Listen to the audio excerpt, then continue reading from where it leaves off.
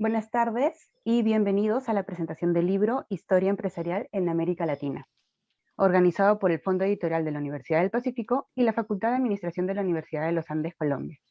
Para el buen desarrollo de la sesión, les solicitamos que mantengan su cámara y micrófonos apagados mientras se realizan las presentaciones. Sus preguntas las podrán ir escribiendo a través del chat. Para dar inicio al encuentro, invito a Andrea Luch, editora del presente libro, quien estará a cargo de las palabras de apertura. Adelante.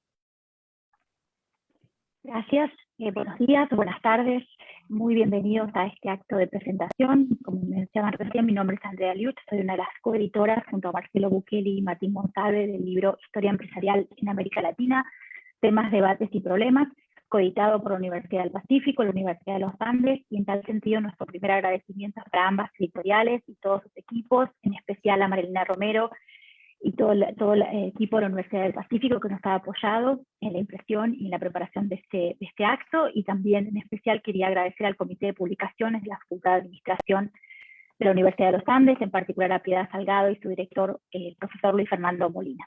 También queremos darle la bienvenida a ustedes en nombre de los y los autores de este libro, que además de nosotros tres como coeditores incluyen a María Inés Barbero, Carlos Dávila, Xavier Durán, Bernardita Escobar, Paloma Fernández Pérez, Aurora Gómez Galvarriato, Anne Hanley, Jeffrey Jones, Norma Lanciotti, Sandra Ley, Manuel Yorta, Rory Miller, Gabriela Recio y Angélica Redmer. Como creo que queda de manifiesto al nombrarlos a todos y todas, este libro es fruto de un esfuerzo colaborativo a escala continental.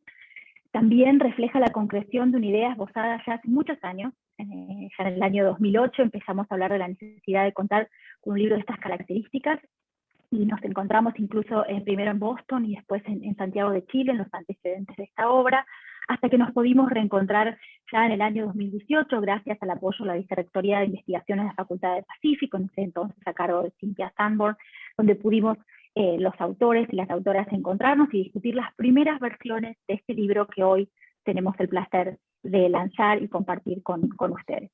Así pues, en nombre de todo este equipo y luego de tantos años de pensar esta idea, es una gran satisfacción verlo concretado, y más allá de algunos faltantes o limitaciones, creemos que constituye el primer esfuerzo para ofrecer una visión general y sistemática de la historia empresarial de América Latina. Para ello, el texto explora una serie de temas relevantes para la comprensión del desarrollo del capitalismo en nuestra región y el rol jugado por parte de los empresarios y el empresariado como un concepto más general en el largo plazo. El libro, como ustedes después vamos a charlar, tiene dos grandes secciones: los capítulos por ejes temáticos y aquellos dedicados a analizar las experiencias de 6 países de la región, en particular Argentina, Brasil, Chile, Colombia, México y Perú. ¿Qué buscamos como editores y como autores? Contribuir a difundir el conocimiento y la enseñanza de la historia empresarial.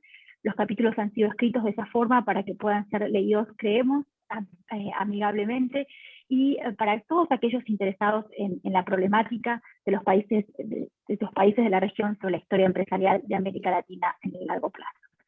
Para no robar más tiempo y por concentrarnos en las palabras de quienes han accedido a comentar el libro, y ustedes y los autores, la pregunta que dejamos es: ¿por qué es importante conocer más de la historia empresarial hoy y para qué? Dejamos esa pregunta abierta a los presentadores y a ustedes entonces como audiencia, que como explicamos al principio podrán usar el chat para comunicarse con nosotros. Muchísimas gracias. Buenas tardes, gracias Andrea por la introducción. Yo soy el otro de los 3 coeditores. Perdón, mi nombre es Marcelo Bukeli y trabajo en la Universidad de Illinois. Hoy tenemos el privilegio de contar con 2 personas altamente calificadas para evaluar o para dar una opinión sobre este trabajo que hicimos durante estos años, perdón. Y entonces, la primera persona que va a comentar sobre este libro es la profesora Adoración Álvaro Moya, quien es profesora de Historia Económica en el Colegio Universitario de Estudios Financieros, el CUNEF de Madrid. Adoración, su principal área de investigación es el de la inversión extranjera directa, principalmente en España, asunto por el cual tengo bastante simpatía con su investigación, y es una persona que también ha sido profesora invitada en las universidades de Reading, que es uno de los centros de historia empresarial y de negocios internacionales del mundo, York en el Reino Unido también y Jinan. Bueno, ha publicado una serie de artículos en diferentes lugares, pero principalmente en las principales revistas de historia empresarial, y entonces, por lo tanto, es, como dije, un gran privilegio contar con su opinión. Entonces, empezaremos ahora con oración, por favor. Bueno, buenos días, buenas tardes a todos los asistentes. Me gustaría comenzar, como no puede ser de otra manera, agradeciendo a los editores su invitación para participar en este evento, a los organizadores por toda la gestión del mismo y a los asistentes por su interés por conocer las ideas y los interrogantes que el libro que se presenta sugiere a otros investigadores. Permítanme decirles desde ya que en un momento de intensa organización de eventos virtuales, como es en el que vivimos actualmente, han acertado plenamente al inscribirse en este evento. No por mi presencia, sino por la participación de los editores y de los autores de una obra con la ambición, la calidad y la originalidad de historia empresarial en América Latina, temas, debates y problemas. La historia empresarial es una disciplina que cuenta ya con bastante recorrido, por lo que no es sorprendente que hasta la fecha se hayan publicado varias obras que traten de ofrecer un balance sobre el estado de la disciplina, en general desde un punto de vista temático, como puede ser el Oxford Handbook of Business History, editado por Jeffrey Jones y Jonathan Thaling ya hace unos años, o el más reciente Routledge Companion to the Makers of Global Business, coordinado por Teresa da Silva, Cristina Lubinsky y Heidi Tuareg. También contamos con balances que entran en conversación con disciplinas interesadas en la empresa y el desarrollo empresarial, especialmente el management y la teoría de la organización, como muestra una de las obras editadas por uno de los editores de este libro, como es Organizations in Time, de Marcelo Buchelli, editado por Marcelo Buchelli y Daniel Bhagwani. Desde un punto de vista regional, también contamos con una obra que hace un balance y que es de referencia, como es Business History Around the World, fue un proyecto liderado y editado por Frank Amatori y Jeffrey Jones ya hace unos cuantos años, en concreto en el año 2003, con el propósito de conocer cuál había sido el desarrollo de la disciplina en diversos países y áreas geográficas. Curiosamente, en esta obra, sin duda pionera, se abordaba en capítulos individuales la situación en Estados Unidos y en distintos países o áreas geográficas muy delimitadas europeas, mientras que el conjunto de la región latinoamericana se circunscribía a un único capítulo, maravillosamente desarrollado a pesar del desafío que ello suponía, por nuestra colega María Inés Barbero, que, como probablemente ya saben, también es una de las autores del libro que hoy se presenta. La comparación de este hecho, de este capítulo en el año 2003, con el contenido del libro cuya atención nos ocupa hoy, creo que deja algo muy claro, como es el gran avance que la historia empresarial ha tenido en América Latina, aunque aún quede pendiente un desarrollo mayor en algunas zonas muy concretas, en particular en Centroamérica y el Caribe.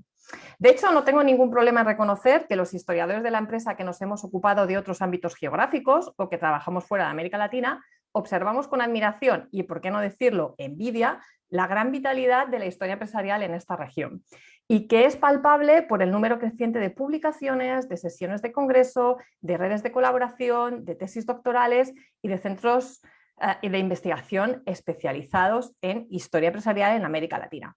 Esta vitalidad que menciono también tiene un reflejo en el debate académico por la vía de nuevas líneas de investigación y de nuevos interrogantes teóricos que trascienden incluso el ámbito geográfico latinoamericano. Y esto se recoge de forma maestra en el libro que nos ocupa hoy, que también refleja el grado de madurez que la historia empresarial ha alcanzado en muchos países latinoamericanos desde la publicación de aquel capítulo que mencionaba en el Business History Around the World. Por ello, tenemos que felicitarnos todos los historiadores de la empresa y debemos felicitar a su vez a los autores y a los editores de la obra que presentamos. Como Andrea Ayuk ya ha presentado brevemente a los autores de los capítulos que van a participar después, permítanme que de forma muy breve me ocupe yo de presentar a los editores. Andrea Ayuk, Martín Monsalve y Marcelo Buchelli son investigadores y profesores de historia empresarial, de estrategia y de otras materias en centros de reconocido prestigio a nivel nacional e internacional, como son el CONICET, la Universidad de los Andes, la Universidad del Pacífico y la Universidad de Illinois en Urbana-Champaign, respectivamente. Todos ellos han colaborado o colaboran con instituciones de referencia internacional, como la Harvard Business School, el David Rockefeller Center of Latin American Studies en Harvard, la Universidad de Oxford, la Universidad de Reading o la Simon Fraser University, entre otras. Además, publican regularmente en revistas científicas de alto impacto a nivel internacional, sin descuidar el interés de otro tipo de estudios para las sociedades en las que desarrollan su investigación. Han destacado por abrir nuevas líneas de investigación y nuevos interrogantes en temáticas como el desarrollo y evolución de familias empresarias y grupos económicos, la economía política de la actividad multinacional y los determinantes de la transferencia del conocimiento y tecnológica a nivel internacional. Pero han destacado también por su esfuerzo en crear redes de colaboración y situar a la historia empresarial de América Latina en los principales foros y debates a nivel internacional, como ya se apunta claramente en la composición y el contenido del libro que hoy presentamos. De historia empresarial en América Latina, temas, debates y problemas, me gustaría enfatizar la pertinencia del enfoque escogido, combinando estudios regionales a largo plazo y en ocasiones el muy largo plazo, para un buen número de países, con bloques temáticos. Los bloques temáticos integran, por un lado, temas con ya cierto recorrido en la historiografía empresarial, pero para los que se ofrece una visión actualizada que llega incluso hasta el impacto de la desglobalización iniciada con la crisis de 2008, como son la evolución de los grupos económicos, de las familias empresarias y multinacionales y su papel en el desarrollo empresarial de América Latina, o el impacto de las infraestructuras en la integración de los mercados latinoamericanos y la logística empresarial. Y por otro, también se incluye un bloque de temas muy novedosos y poco estudiados desde un punto de vista histórico, como son la sostenibilidad y los negocios verdes, el impacto de la criminalidad y la violencia en los negocios y en la estrategia empresarial y el papel de la mujer en el desarrollo empresarial y el emprendimiento. Todos estos temas están abiertos también para otras regiones y creo que se tratan de forma muy exhaustiva y de forma pionera en esta obra. Sin descuidarse la rigurosidad académica, el libro adopta además un tono y un estilo más sencillo que el habitual en los textos científicos, favoreciendo de esta manera la difusión de conocimiento entre un público más amplio. Sería, de hecho, deseable contar con su traducción al inglés en un futuro cercano. Animo a los editores a desarrollarlo, ¿no? en afán de ampliar esa labor de difusión a otros foros y en el afán de impulsar los estudios comparativos. Los propios editores recogen en su introducción que los negocios en América Latina, cito textualmente, son considerados como un capitalismo dependiente, como respuesta a un vacío institucional, como parte de un sistema empresarial corrupto ligado al Estado o como un capitalismo basado en jerarquías sociales y económicas. Esa es la visión que se suele tener, sobre todo desde fuera. Las contribuciones a esta obra, si bien no desmienten que todo ello se haya podido producir en algún momento, o incluso en algunos periodos relativamente largos, también dejan patente que es preciso prestar atención a las especificidades de cada región y de cada sistema institucional y empresarial. Los resultados presentados además desmontan algunos de los mitos o etiquetas que se suele atribuir a las economías latinoamericanas y a sus empresarios, demostrando una preocupación temprana por cuestiones medioambientales, el dinamismo de las empresas familiares, la respuesta racional de los grupos económicos al contexto en el que operaban y la presencia histórica, aunque invisibilizada, de la mujer en el desarrollo empresarial, entre otros aspectos. La obra además pone de relieve la necesidad de un análisis más allá de los grandes grupos económicos de la región y de las empresas multinacionales, pues son un amplio número de actores, incluyendo pequeñas y medianas empresas, profesionales, técnicos y asociaciones gremiales, entre otros, los que conforman el desarrollo empresarial de una región. Y esto se recoge en los capítulos que componen esta obra. Esto nos lleva a resaltar la riqueza de una disciplina como la historia empresarial, capaz de contextualizar con métodos propios, pero también en conversación con otros ámbitos, el emprendimiento y sus efectos en el desarrollo económico y social. Pero también nos llega a plantearnos si al menos de algunos de los rasgos del sistema de negocios de la región y de su evolución no serían comunes a otras regiones en algún momento de su historia. Ese capitalismo dependiente que se menciona se puede encontrar, aunque sea a una menor escala, en diversas regiones europeas, por ejemplo, en el marco de la primera globalización, con un menor impacto negativo en sus economías quizás, pero también porque el impacto positivo fue de mucha menor envergadura. un mercado de capital imperfecto o el papel de jerarquías sociales y económicas en la toma de decisiones es común también a otras economías, ¿no? A mí me recuerda a veces a algunos periodos en la economía española y no hace tanto tiempo. También la definición de derechos de propiedad, incluidos los intelectuales. Creo que es interesante trazar en algún momento paralelismos, ¿no? Para entender mejor cómo han reaccionado históricamente los empresarios a estos contextos. En este libro se aborda desde luego esta cuestión, entre otras, para varios países y para el conjunto de la región, enfatizándose la idiosincrasia del caso latinoamericano. Pero quizás también sería positivo, ¿no? Reflexionar sobre qué rasgos son comunes a otros países y a otras regiones. Con esto simplemente quiero animar a los autores a explorar vías comparativas en futuros proyectos o, por el contrario, a formular un corpus teórico más centrado en la idiosincrasia de la región latinoamericana, como ya se está realizando, por ejemplo, para las empresas multilatinas o en general para las empresas multinacionales de países emergentes desde la teoría de los negocios internacionales. También sería interesante, y quizás los autores pueden pronunciarse a este respecto a lo largo del evento, tener en cuenta la cambiante posición de América Latina en el orden económico internacional y en sus instituciones, desde Bretton Woods, por ejemplo, hasta la actualidad. Más allá de las políticas liberales, empuñadas por el consenso de Washington y espoleadas por el fracaso de los intentos estatales de industrialización, ¿cuál ha sido el impacto de la geopolítica internacional en los incentivos y oportunidades de negocio? ¿Cómo lo han percibido los empresarios y con qué impacto en el desarrollo empresarial de la región visto en su conjunto, ¿no? He de indicar que algunos de estos temas ya están presentes en los capítulos para los casos nacionales. Yo lanzo algunas ideas para el debate.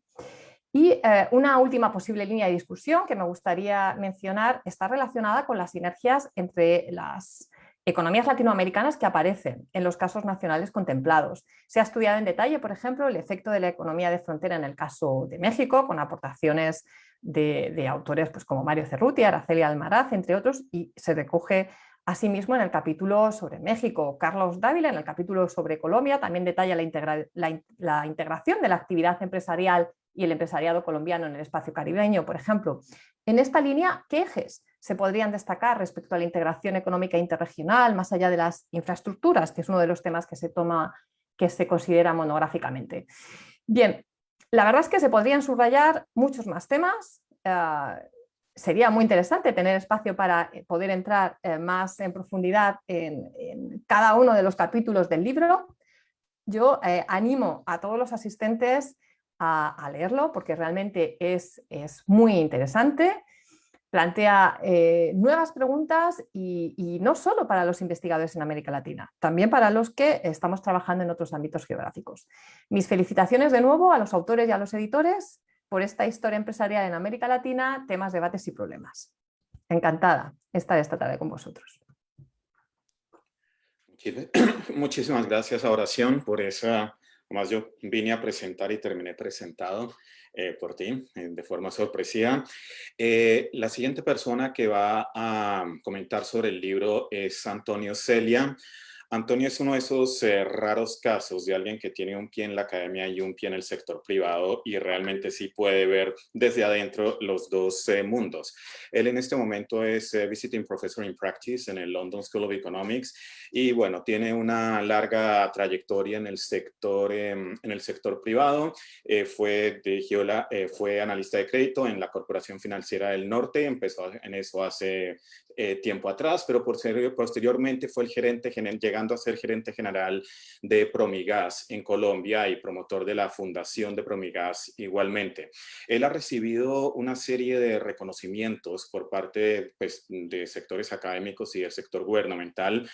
Cabe destacar la Orden de Boyacá, que es la orden más alta que se le da en Colombia a una persona, a un ciudadano privado, lo cual es bastante destacable y ha pertenecido a una serie de juntas directivas.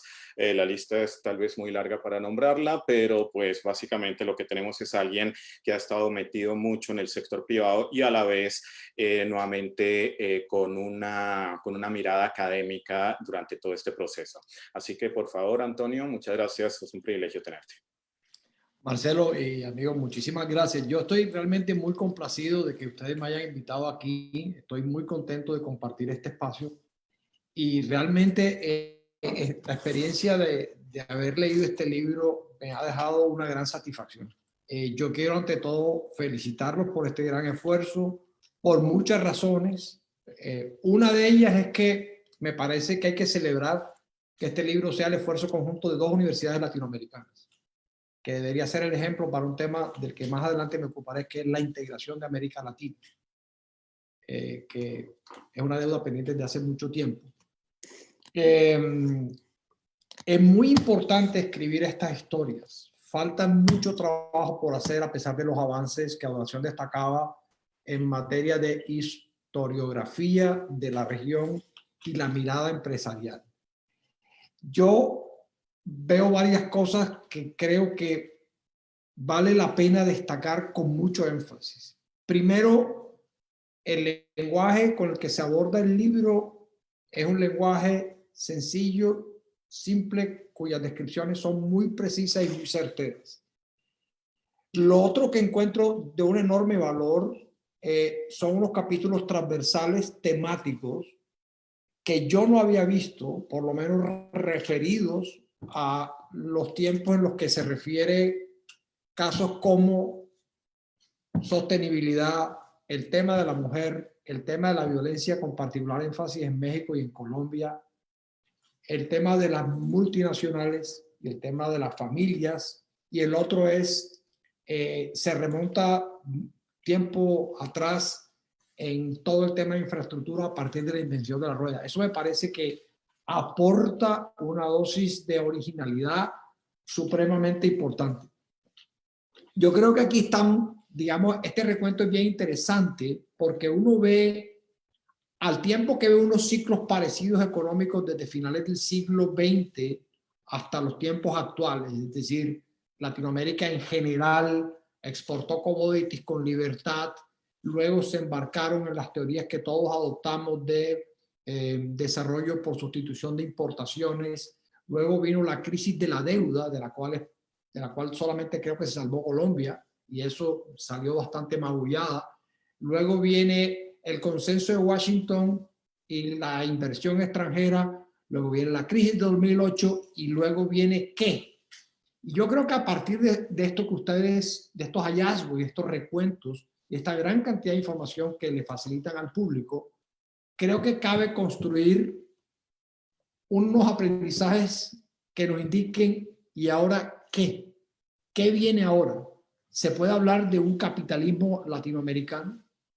Y el libro, entre otras cosas, también repasa esa fascinante pero compleja relación entre política y economía, o entre política y empresariado. En economía política, donde uno ve claramente marcados unos ciclos donde las decisiones políticas tienen un impacto significativo y la relación entre empresariado y política es de distinta índole, pero siempre con una cercanía particular y no siempre con resultados absolutamente positivos. Yo creo que varios temas aparecen como comunes y que uno podría sacar conclusiones tempranas que sirvan de aprendizaje, porque la historia es eso, es entender qué pasó y a partir de ahí construir aprendizajes. Y es, la geografía importa, la política importa demasiado, la infraestructura con la que nosotros entramos a mediados del siglo seguía siendo precaria. Los grupos familiares han tenido una preeminencia significativa en América Latina. Se preguntan en varios capítulos los autores, ¿son buenos los grupos familiares? ¿Son buenos los grupos que se organizan alrededor de una holding? Surgen muchas respuestas, quedan más preguntas. Yo creo que la experiencia ha sido rica, pero a mí me parece que todavía no hemos podido conciliar en general en América Latina como ese aprecio por la iniciativa privada, esa valoración de lo que significa la inversión privada, eso que significa generación de empleo y ciertas metas sociales. Entre otras cosas porque creo que el libro podría servir de plataforma para preguntarnos cosas como la siguiente. Durante la última década, montados en la emoción, en la ola de los commodities, nuestras economías crecieron y ese crecimiento, a pesar de que aumentó desigualdades, lo cual es una gran preocupación y un tema muy serio por resolver, sí ayudamos los programas de Estado, y ojo, de derecha o de izquierda, con la anuencia plena del empresariado, se dedicaron a reducir los niveles de pobreza.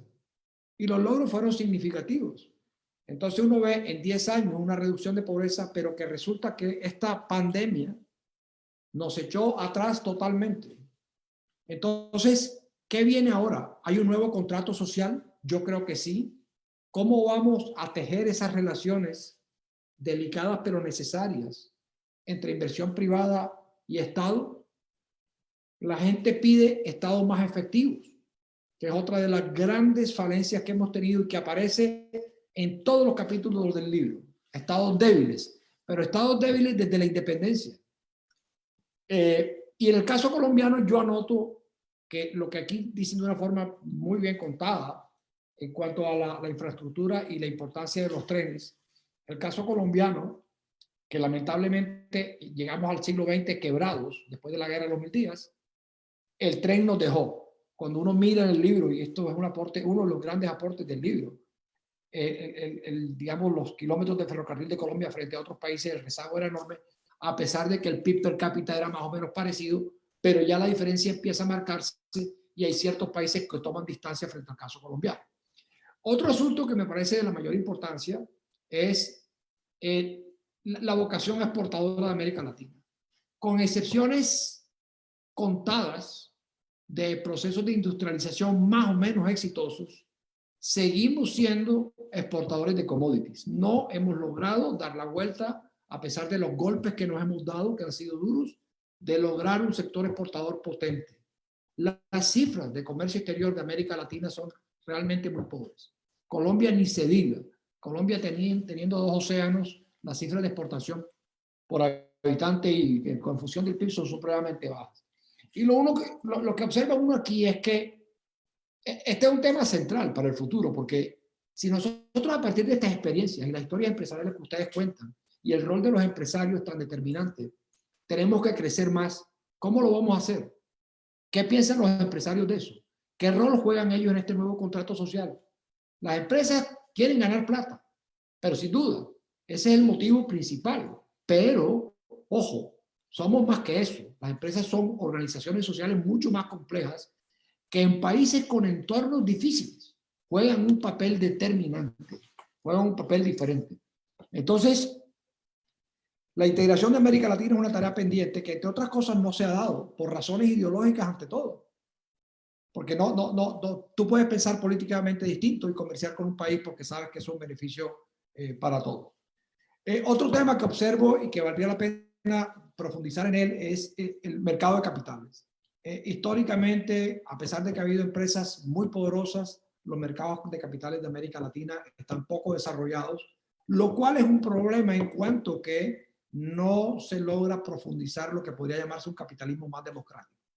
De manera que yo creo que eso ayudaría a que la gente vea a las empresas como algo más cercano, sobre todo en unas circunstancias que también vale la pena notar y que hay que tener en cuenta a la hora de un nuevo contrato social. Y es la economía de mercado ha triunfado, pero hay que tener en cuenta que no puedes dejarla sola, tienes que regular. Y ahora, con todas estas circunstancias, los empresarios tienen que entender, creo que Andrea en uno de sus comentarios del libro, no sé si Martín o Marcelo decía, ayudar al entorno es parte, entender el entorno y ayudarlo es parte significativa del rol del empresario hoy en día. También me parece que del libro se saca una evolución interesante de cómo las multinacionales han evolucionado. Obviamente que tiene que ver con la evolución del mundo y lo que la sociedad pide ahora. Desde los éxitos del tabaco en Colombia y del banano a lo que hoy en día las compañías multinacionales y las multilatinas, que entre otras cosas triunfan, creo yo, porque logran entender cabalmente la idiosincrasia de los países donde actúan. Yo creo que esto puede dar lugar a muchas decisiones y discusiones supremamente importantes. Creo que llega en un momento preciso, por eso lo felicito reiterativamente, porque es con base en este tipo de documentos que nosotros deberíamos empezar a discutir qué viene ahora. Hay, insisto, hay diferentes tipos de capitalismo, entre otras cosas porque nosotros, los aquí presentes, estamos encontrando ahora por primera vez una fórmula desde la caída del muro de Berlín que no concebíamos, por lo menos los de mi generación. Nosotros nos acostumbramos a asociar capitalismo con democracia, pues resulta que ya no es así. Entonces hay unas fórmulas distintas que están dando unos resultados diferentes, sacrificando libertades, y ahí viene el problema. Pero a lo que voy es que el empresario tiene que entender cabalmente todo lo que esto significa. Y de esa forma yo creo que pueden construirse muchos mejores países. Yo los felicito. Creo que este libro debe ser punto de partida para muchas otras obras. Los animo a que sigan publicando este tipo de documentos. Y de mi parte yo lo voy a usar de base en varias conversaciones y varios grupos de interés que tengo sobre, a partir de estas experiencias, de estas historias tan bien contadas y de esta información tan precisa, qué se puede hacer en América Latina de aquí en adelante con todos los retos tan grandes que tenemos. Muchísimas gracias. Muchísimas gracias, Antonio, a ambos por las preguntas que obviamente llevan a estimularnos a seguir haciendo cosas, pero mil gracias, y ahora le doy la palabra a Martín para la siguiente fase de la ceremonia. Bueno, ante todo quería agradecer Adoración y Antonio por los comentarios y por las propuestas para futuras investigaciones y temas de discusión que son bastante amplios y muy buenos, ¿no? Y algunos de temas que son bastante agudos y que hay que tomar para la actualidad, ¿no? Para el mundo actual, como del mercado de capitales, por ejemplo, que es un problema común en América Latina, ¿no? Y la integración financiera que varios de nuestros países es muy importante en varios de nuestros países. Bueno, en esta tercera, digamos, segunda etapa o tercera etapa de esta presentación, lo que nosotros queríamos era más bien abrir, ¿no? Una rueda de preguntas o rueda de comentarios, ¿no? Y entonces les pediría, ¿no? Que los manden por el chat o que los que están presentes aquí levanten la mano en el Zoom para que Diana me pueda ayudar a dar las palabras. Nos interesaría mucho también en esta oportunidad escuchar a los autores de los capítulos, ¿no? Sería muy interesante que ellos den sus perspectivas y sus reacciones frente a los comentarios de Adoración y Antonio, ¿no? Entonces, no sé quién de ustedes quiere empezar.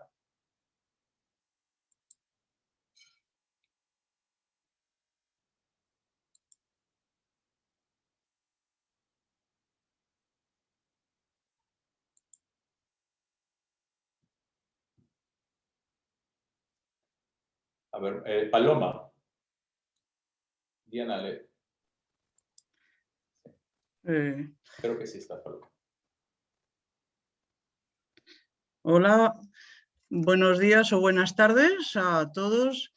En primer lugar, felicitaciones, me sumo a las felicitaciones a los editores y organizadores y doy mi más sincero agradecimiento a las personas que han participado en los comentarios, a Adoración Álvaro y Antonio Celia.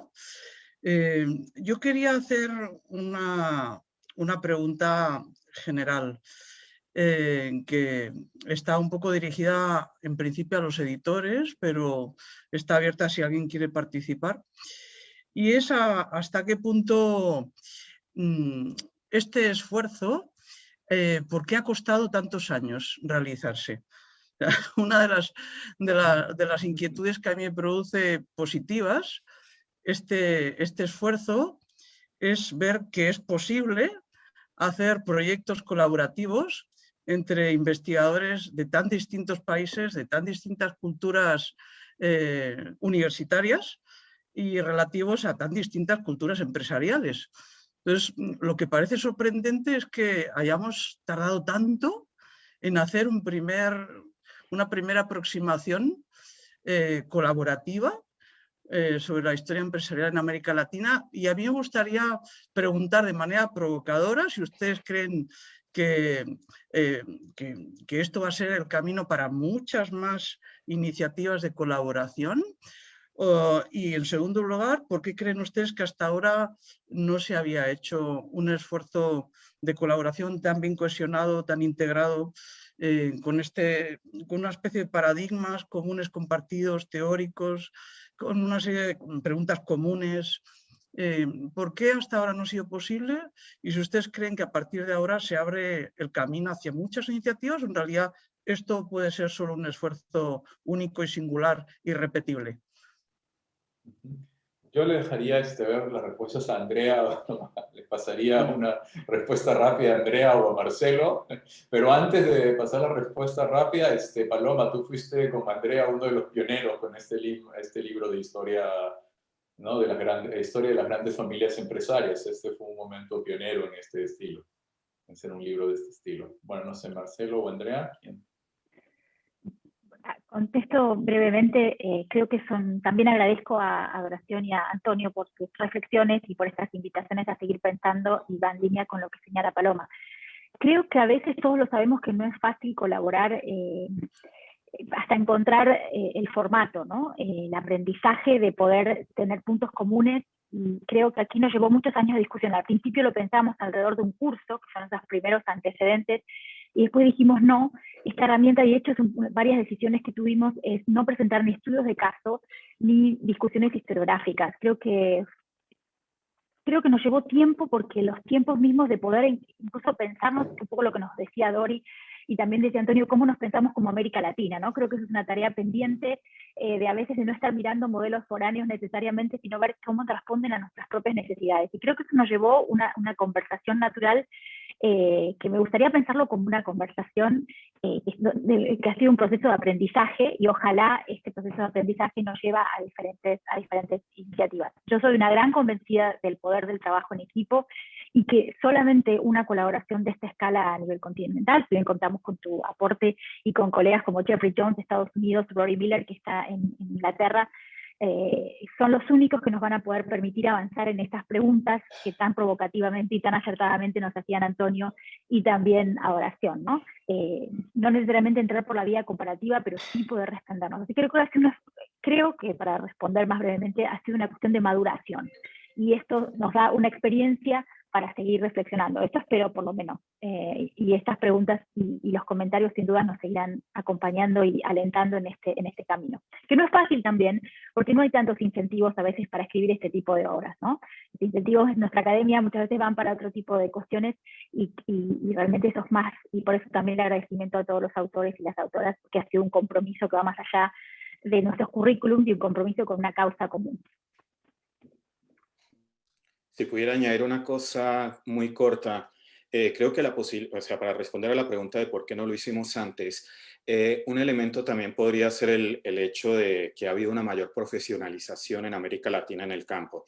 O sea, hay un mayor número de gente estudiando este tema, y ahora hay un lenguaje más común gracias a que la gente empieza a asistir a similares eventos y empieza a leer similares revistas y publicaciones. Entonces yo creo que eso también, el tener lenguaje común, espacio común y mayor profesionalización es lo que lo permite hacer ahora. Sí, bueno, yo creo que solo también quería añadir que digamos, es un trabajo que se ha ido construyendo a lo largo del campo, ¿no? Porque hemos tenido desde el origen del Grupo Iberoamericano de Estudios Empresariales, todos los que han seguido trabajando a lo largo del tiempo. Entonces, ha habido un proceso, ¿no?, bastante largo de construcción del campo, y que ahora nos hemos puesto de acuerdo para presentar, como decía Antonio, o sea, un libro que sea para un público más grande, que no sea además solo para historiadores, sino sea para un público más amplio, y que plantee debates para ese público más amplio, ¿no? Y eso ha tomado trabajo, ha tomado coordinación. Y yo quiero rescatar esto al final, y termino con esto, es la idea de haber trabajado entre dos editoriales, ¿no?, en este caso sudamericanas, ha sido muy importante, porque es la forma de lograr una mayor difusión de los libros, porque los problemas con los escritos en América Latina es que a veces no salían del campo nacional, entre otras cosas por comercialización y varios otros problemas. Entonces, trabajar entre dos editoriales ayudaba muchísimo, ¿no?, a cambiar esa perspectiva, ¿no?, y ampliar la difusión del texto. Ahora le iba a dar la palabra a Aurora Gómez y luego responderé una pregunta que tenemos pendiente por el chat. Hola a todos, un gusto verlos y muchas gracias por los comentarios. La verdad que son, pues nos dejan tareas y también una motivación para seguir adelante. Yo creo que este es el primero de muchos trabajos colaborativos porque, como ha dicho Andrea, como que ya le encontramos la manera. Y bueno, creo que algo que también ha detenido el desarrollo de la historia económica en América Latina y que espero que, pues en parte, publicaciones como este libro empiecen a cambiar, es la escasa importancia que ha tenido la historia económica en los departamentos de administración y negocios. Esto es algo, en ese sentido, Colombia es excepcional, pero es algo que en el resto de América Latina pues nos ha costado trabajo cambiar y pues ahora sí que hacen falta pues que tengamos un mayor diálogo con personajes como Antonio, pues que está en ambos mundos y que nos permitan pues hacer el puente y dar pues también mostrar a los empresarios y a las personas en los departamentos de administración y negocios que estos temas pues también les atañen y que son importantes. Gracias. Gracias, Aurora. Gabriela McEvoy.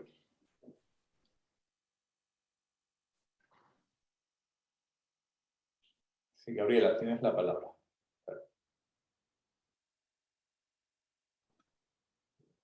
Ok. Ahora sí creo. ¿Me escuchan? Sí, te escuchamos. Ok. Bueno, muchas gracias por esta presentación. Realmente me gusta y me va a interesar mucho. Voy a abrir mi cámara. ¿Se puede? Sí, claro. Ok. No me permite, pero bueno, no importa. No me permite abrir el video. No sé por qué. Ok, no importa. Me escucho. Lo que les comentaba es de que me pareció interesante y quisiera tomar ese término de Antonio Celia cuando habla sobre el aprecio de la inversión privada, ¿no? Entonces, cabría esa pregunta si ustedes también consideran o plantean esta dicotomía entre el aprecio a la inversión privada y esta suerte de rechazo en términos políticos, especialmente a lo que es la inversión privada, ¿no? ¿Cómo ven esa problemática que se ha ido manteniendo? Bueno. No, yo quería decir, varias cosas que me van a comprometer más con ustedes. Yo estoy de acuerdo con lo que ustedes dicen, que en las facultades de administración y en estos Carlos Dávila en Bogotá, en los Andes, ha sido un pionero, pero maravilloso. Falta mucho del conocer esas historias a partir de las cuales se pueden tener unos aprendizajes realmente significativos. Yo no creo que al empresario de hoy les resulte fácil saber por qué la Packing House, que fue una iniciativa ganadera a principios del siglo XX en Córdoba, fracasó o no fracasó. Pero si él lograra conocer esa historia que sucedió en la costa caribe colombiana, como destaca en el capítulo de Colombia Carlos, le serviría muchísimo de aprendizaje para lo que viene ahora y podría contar una historia que o quiere repetir si fue exitosa o no quiere repetir si no fue exitosa. Yo creo que sí es cierto que hay como en general históricamente una reticencia al capitalismo, a la inversión privada. No hemos podido conciliar, insisto, en ese par de, digamos, de propósitos. Pero, digamos, dicho eso, yo creo que hay que entender que el término empresario es un término demasiado genérico y demasiado amplio. Es un mundo demasiado grande, donde hay de todo. y la pauta la marca muchas veces en las empresas las creencias de las cabezas, las creencias de los líderes, ¿verdad?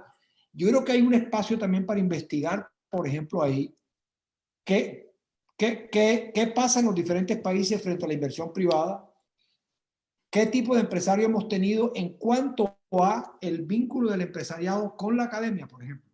¿Qué tantos empresarios han apoyado la educación superior? ¿Qué tantas contribuciones desinteresadas, altruistas, han hecho a centros de pensamiento y universidades? Yo creo que hay un espacio enorme.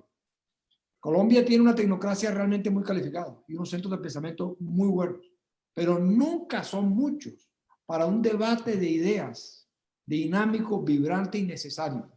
Porque vuelvo, insisto, nosotros venimos de una guerra fría que comportaba una serie de actitudes y conductas y en el cual yo creo que la gente en el fondo sentía que la malla de protección abajo podía ser un régimen socialista aburrido que denostara libertades, pero que existía. Hoy en día eso ha cambiado. Estamos en una economía de mercado que ha triunfado, que ha mutado, que tiene diferentes combinaciones, pero por lo cual el empresario tiene que entender mucho más ampliamente su rol. Tiene que generar empleo digno. ¿Hasta dónde llego? Tengo que entender el Estado. ¿Cómo apoyo las discusiones? No sentarse en ese papel tradicional histórico que ha tenido, entendiendo desde luego que hay diferentes tipos de empresarios. Y ahí se puede mirar el rol que han tenido más allá, digamos, de buscar réditos por sus inversiones. Ahora, importa mucho la forma y hay que hacerlo de manera decente, de manera respetuosa, con democracia, pagando los impuestos. Entonces, ahí es donde yo creo que uno puede tratar de identificar lo que podría ser un estilo latinoamericano de capitalismo que puede ser muy distinto al capitalismo anglosajón. Lo que yo quisiera hacer es reunirme con algún grupo de empresarios y buscar fondos para patrocinar iniciativas como las que ustedes han tenido, porque realmente a mí me parece que esto tiene una enorme trascendencia.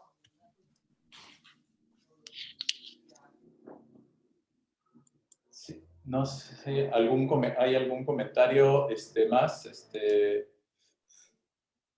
Sí, profesor, cuento aquí con dos preguntas de Manuel González. Saludos como profesor de Historia Empresarial en Uninorte y en Unisabana de Colombia. El modelo de historia revisionista ha sido muy interesante últimamente. Pregunto si en el libro se presentan algunos casos de historia revisionistas que cambien estereotipos anteriores.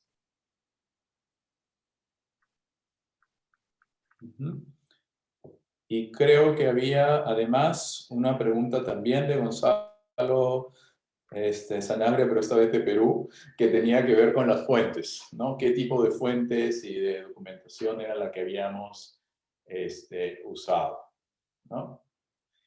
Antes de responder a esas dos preguntas, tal vez hacer una conexión última con lo que dice, con lo que la reflexión que hacía Antonio, que a mí también me llamaba mucho la atención cuando me han entrevistado aquí en Perú por este libro, y justo hacen la misma pregunta, la clásica dicotomía de empresariado, Estado, o la dicotomía empresariado, sociedad civil. Decía, claro, el problema es que tenemos que dejarnos las dicotomías y poder pensar cuáles son los puntos de coordinación y cuáles son los puntos de encuentro con los cuales podemos construir algo más sustancial, como por ejemplo la relación entre empresa y universidades en términos de innovación y tecnología, que es muy baja en América Latina, ¿no? Ahora que yo he estado trabajando todos estos temas de patentes, tecnología, una de las cosas que llama mucho la atención es la poca relación que hay tanto en universidades públicas como privadas, ¿no? Con empresarios en términos de este circuito, de crear un circuito virtuoso, ¿no? Entre innovación y tecnología, ¿no? Es un espacio que no es, que hay un campo enorme, digamos, entre el trabajo del mundo universitario, sobre todo, digamos, universidades estatales, ¿no? Y empresas privadas en ese campo, ¿ya? Bueno, eso es lo que quería decir al respecto. Con respecto a las fuentes, sí, o sea, hay un trabajo amplio y antiguo en el cual los autores se han basado y han ido haciendo un trabajo de fuentes que en historia empresarial nunca es sencillo, siempre es difícil, hay que hacer una reconstrucción muy fina, siempre hay documentación incompleta, ¿no? Y uno tiene que trabajar con las fuentes que consigue, ser imaginativo en cruzar diferentes tipos de información para poder producir, ¿no?, un texto. Bueno, hasta ahí voy yo. No sé si Marcelo, Andrea o alguno de los autores quiere anotar algo más. Sí, yo quisiera, si me permiten, simplemente pedirle a Carlos o a Marinés, que lo estoy viendo, Norma, cualquier otro autor que esté aquí conectado, Aurora ya participó, además Paloma, que también cuente o tome alguna de estas preguntas, porque también parte del trabajo colectivo es ¿no? Poder transmitirnos y entre nosotros crear y responder en forma dinámica. Así que los veo ahí a Carlos y a Marinés y a Norma, pero seguramente hay otros colegas también conectados. Mientras tanto, le doy la palabra a Beatriz Rodríguez.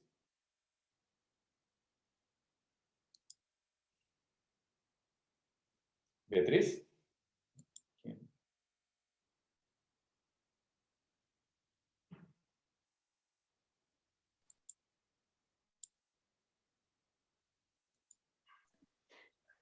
¿Ya me escuchan? Sí. Pero yo no voy a hablar de fuentes, yo quería hacer una pregunta. Sí, está bien. Ok, ok. Me intriga un poco esto que Antonio menciona, pobreza. En el libro solo se mencionan 15 veces la palabra desigualdad. Me intriga un poco saber cómo después de hacer este libro y ver este panorama de los 6 países y luego de algunos temas transversales entre América Latina, cómo nosotros como historiadores empresariales vamos a empezar a introducirnos en este debate sobre la desigualdad. Y además que es un debate que nos permite no solamente pensar en la desigualdad de ingreso, que parece ser a lo que se le ha hecho más énfasis en América Latina, sino también en otras desigualdades de género, solo por mencionar un ejemplo, y que nos permitiría hacer comparaciones con otras regiones del mundo. Y me intriga mucho saber qué opinan los autores y qué opinan los editores. Y también qué opina Antonio desde el punto de vista empresarial, porque no es acerca de la pobreza, es acerca de la desigualdad, como lo demostraron las votaciones de Inglaterra, Estados Unidos y Perú, y lo que ocurrió en Chile el año pasado.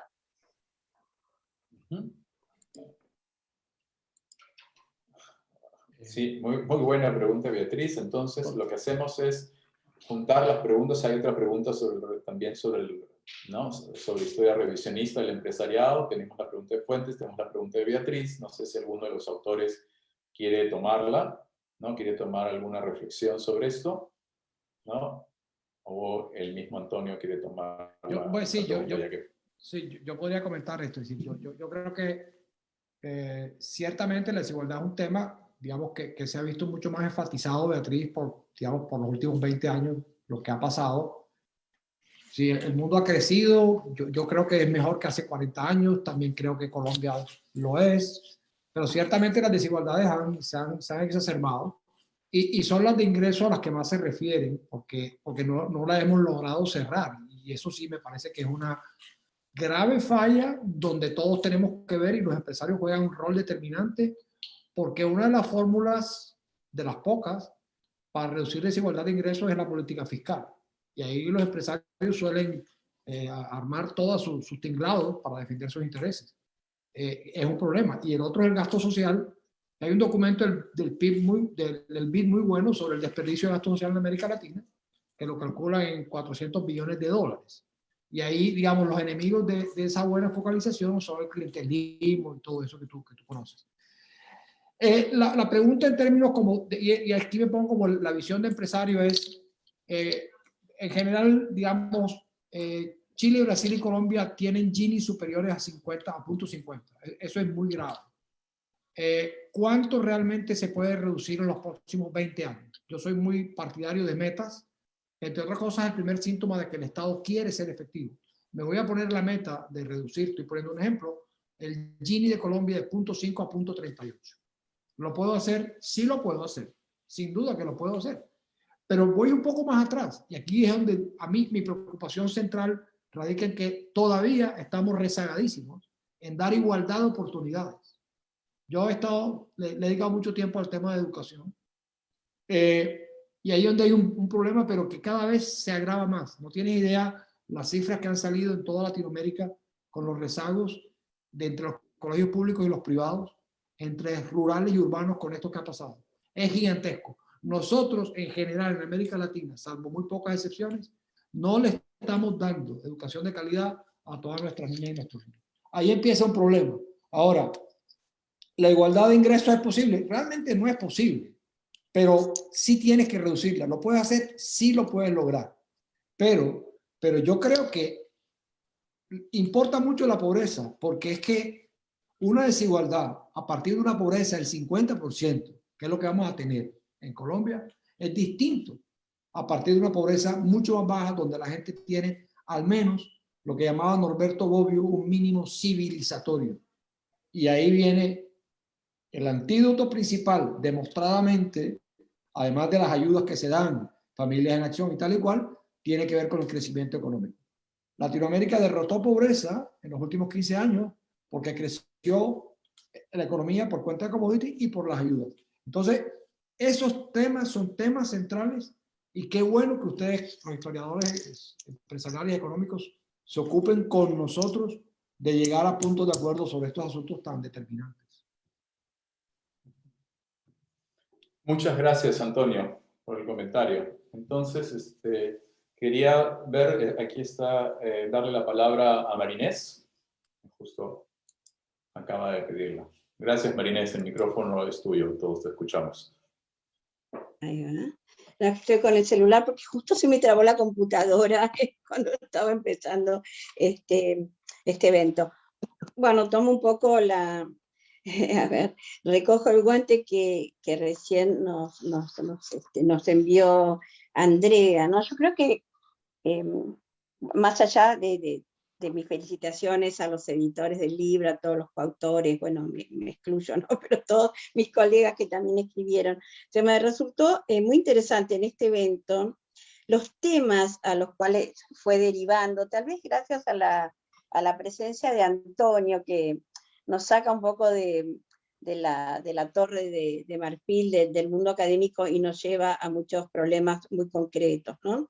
Alguien hizo referencia a un revisionismo. No sé bien a qué se refería. Lo que yo entiendo es que todos los esfuerzos que se han hecho por profesionalizar la historia de empresas en América Latina han significado un revisionismo, en el sentido de no partir de prejuicios ni proempresariales ni antiempresariales, y tratar de hacer una historia lo más sólida posible, con una evidencia empírica robusta, usando distintos tipos de fuentes, digamos, desde los archivos empresariales a los archivos notariales, a publicaciones periódicas, a documentación de las cámaras, etcétera, etcétera, etcétera. Tener, además, dada la dificultad en América Latina en general de acceder a los archivos privados, hemos tenido que, digamos, ingeniarnos mucho para encontrar formas alternativas de acceder a las fuentes. Chandler decía que la historia de empresas debe servir para explicar la riqueza de las naciones. En el caso de América Latina, yo siempre digo, bueno, la riqueza o la pobreza o el desarrollo intermedio o el desarrollo trunco de la mayor parte de los países de América Latina.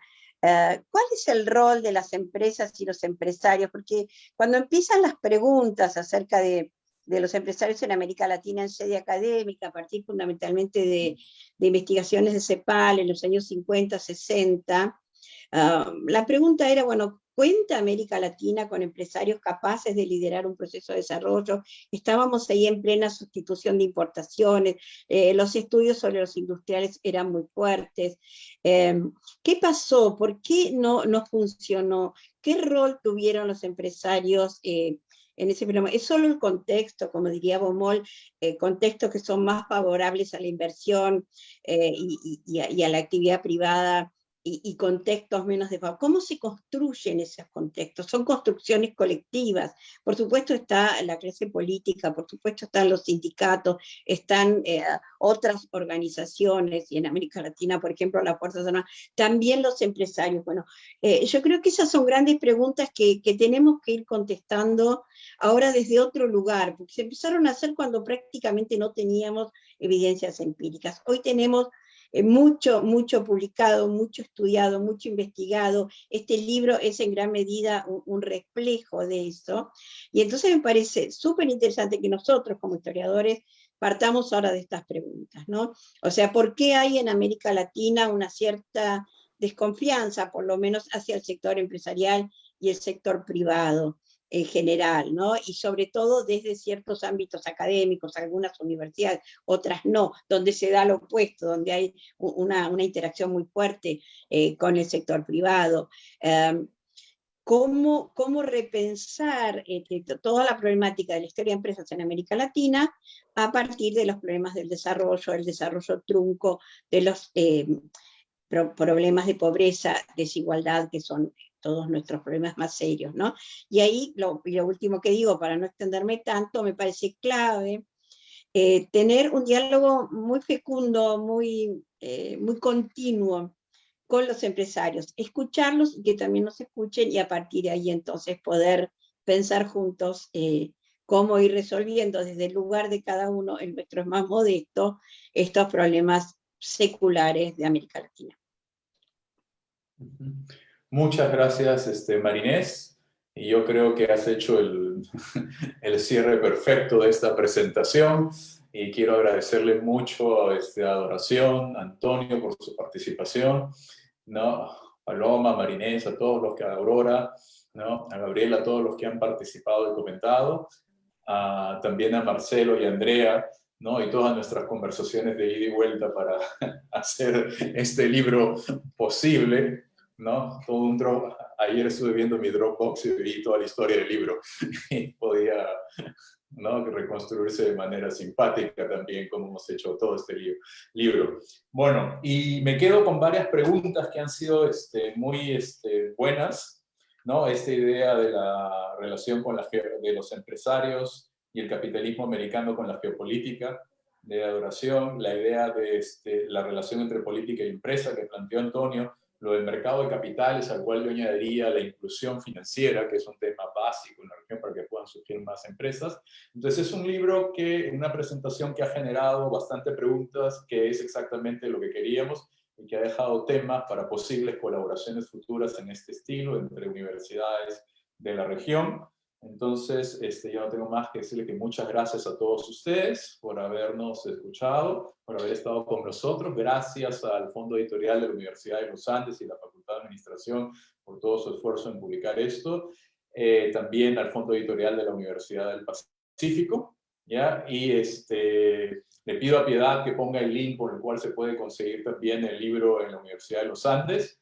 Y quiero agradecer de manera especial a Marcelo, porque no hemos logrado conseguir fondos en la Universidad del Pacífico para tener una versión impresa del libro, ¿ya? Que se puede conseguir en Perú, en la editorial SBS, y disculpen la propaganda, pero siempre me lo piden con 15% de descuento en este mes.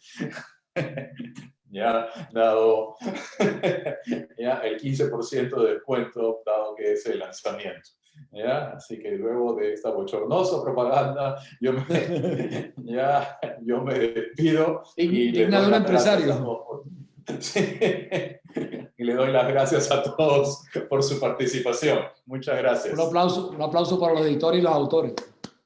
Muchísimas gracias. Muchas gracias a ustedes. Gracias. Felicitaciones. Gracias a chao. todos. Gracias por venir. Chao. Gracias. Chao.